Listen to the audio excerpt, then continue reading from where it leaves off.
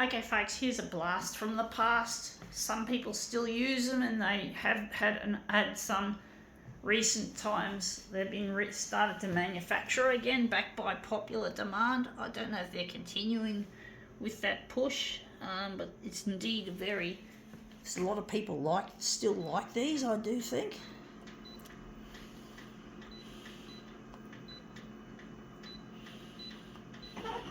I don't know how big to make this one.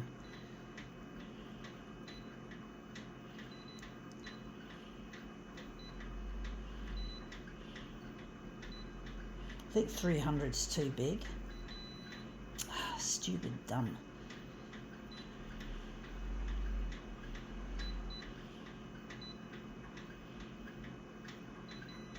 I hate this design of this dumb photocopier. It's really dumb the way they've made it. Company Konica Minolta.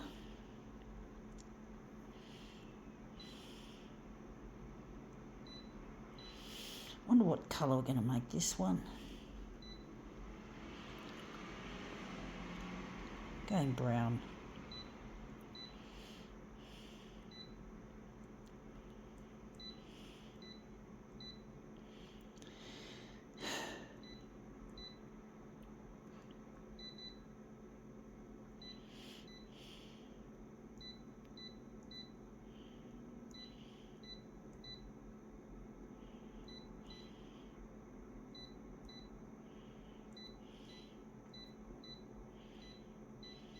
Okay, let's see what this is. It is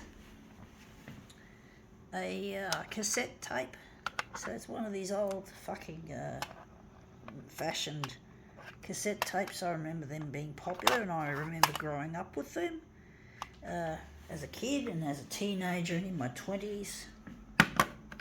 And yeah, in my 20s mainly. I don't think I still had them when I was in my 30s.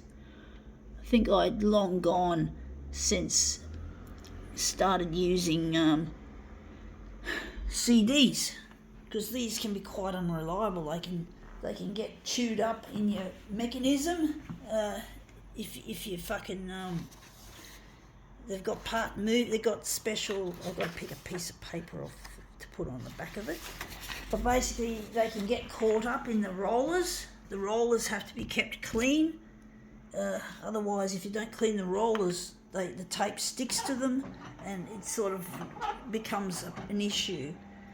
And also, if you don't clean the heads, the playback, for example, I think the recording as well, but I know the playback sounds really crap when you don't clean the heads. I remember you had to have head cleaning and all that sort of stuff, liquid, and it just makes your tape run, your player work a lot better, or your recorder. I'm going to enlarge it a little bit on the vertical and the horizontal.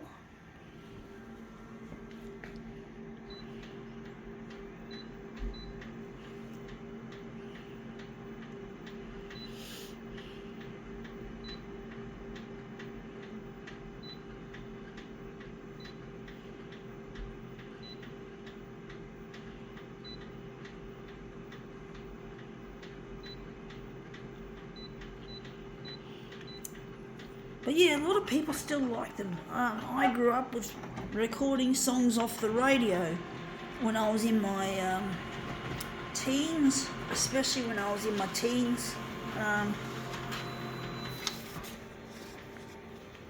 People who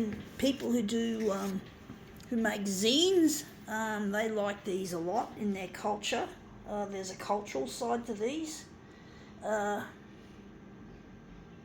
Maybe we'll keep it like that. We're going to make this our master copy.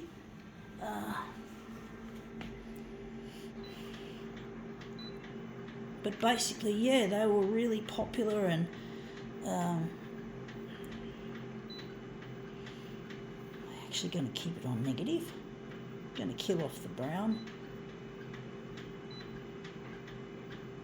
I'm going to make some other colour.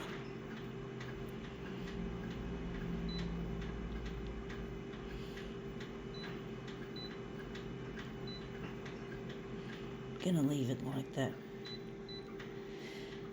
But yeah, they had a culture about the people who are into what was called copier culture, like as photocopier artists, or especially as zine writers, self-published magazines. They're called ZINES. Zines. A lot of zine people are really into this shit. I remember going to the zine festival held in Melbourne called the Festival of the Photocopier, and these people really still were getting into all the cassettes and the old mixtaping and shit like that, and it really had a feel to it. And I had that instinct about it when I was young, and I never belonged to any group that made zines or any of that sort of shit. I just felt like it was a part of my culture as a up-and-coming photocopier artist. And that was when I was about 16, I think, when I seriously started making mixtapes off the radio, off my old... Yeah, I actually started mixtaping earlier than that, but I think I took it more seriously then. And this has come up looking a real treat. The colour in that is absolutely exquisite.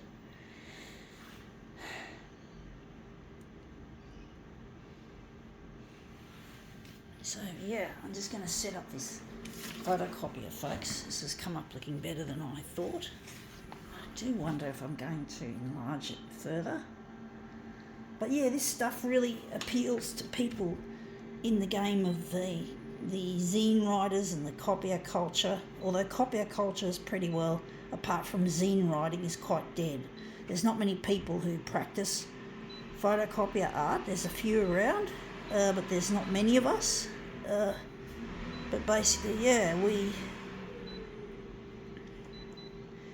I used to love the mixtaping as a kid.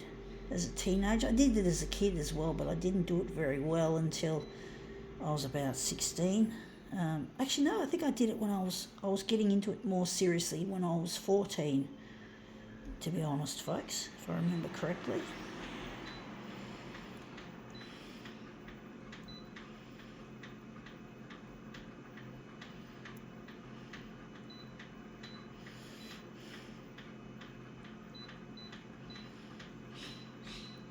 But for some reason, the people in the game of making zines and stuff like that really found this appealing, this culture of using tapes instead of the more modern CDs although Spotify seems to be making a huge inroad into this old-fashioned stuff. I do think Spotify is like the new, if I'm correct, is like the new mixtape, because people often... But then Spotify, when you use Spotify without subscribing to it, if you have the free version, it becomes like a form of radio. You know, you make a playlist, but the playlist, they keep automatically adding songs that they think are the types you might like.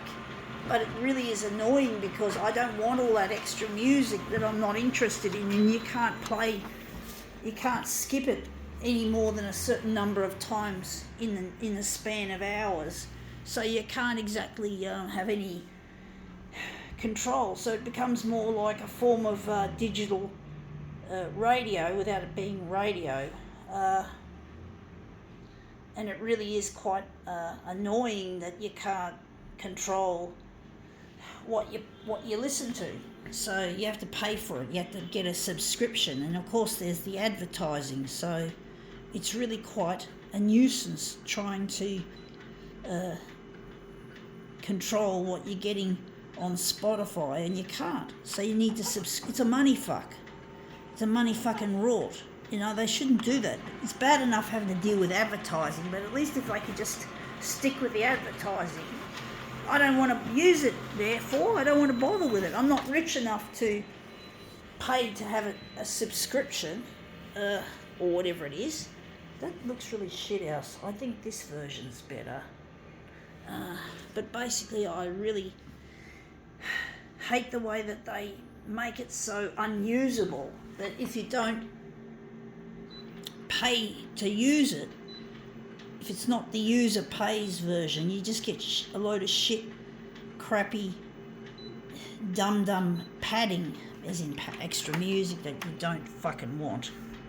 So it's really quite annoying, and it's just, you just can't enjoy Spotify. So I don't bother, because I'm not rich enough to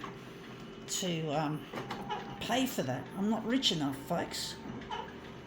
I'm trying to get on the 6 o'clock news as an artist, and I'm trying to get my work recognised, and I'm trying to get in touch with a lost partner, and I really miss him, and I don't know where he's gotten to.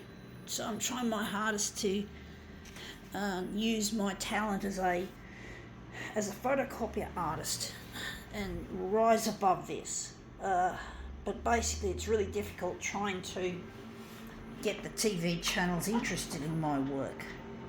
So I'm trying Channel 9 is the most important one, and it's the one that I want to use now. I'm not interested anymore in the other ones, so I have to get Channel 9 to get my stuff to go to air. But basically, yeah, cassettes were indeed a real lo-fi. They have a lo-fi sort of appeal to them. They really are quite interesting. They have a nice warm, they're analog, folks. Because they're analog, they sound warm. Whereas CDs or DVDs and all that, DVD's the visual one, of course.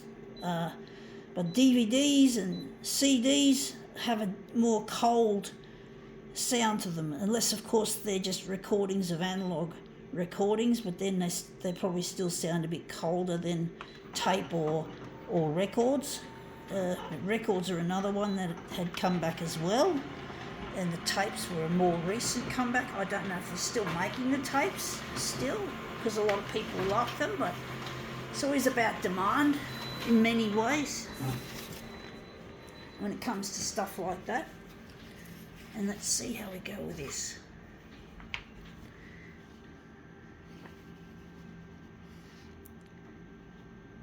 I've given up on using tapes or cassettes. They're not my thing anymore. They are. I'd rather just use DVDs or CDs or downloads, whatever, folks. And that's come up looking really quite a treat. I think we can now call this demo quits.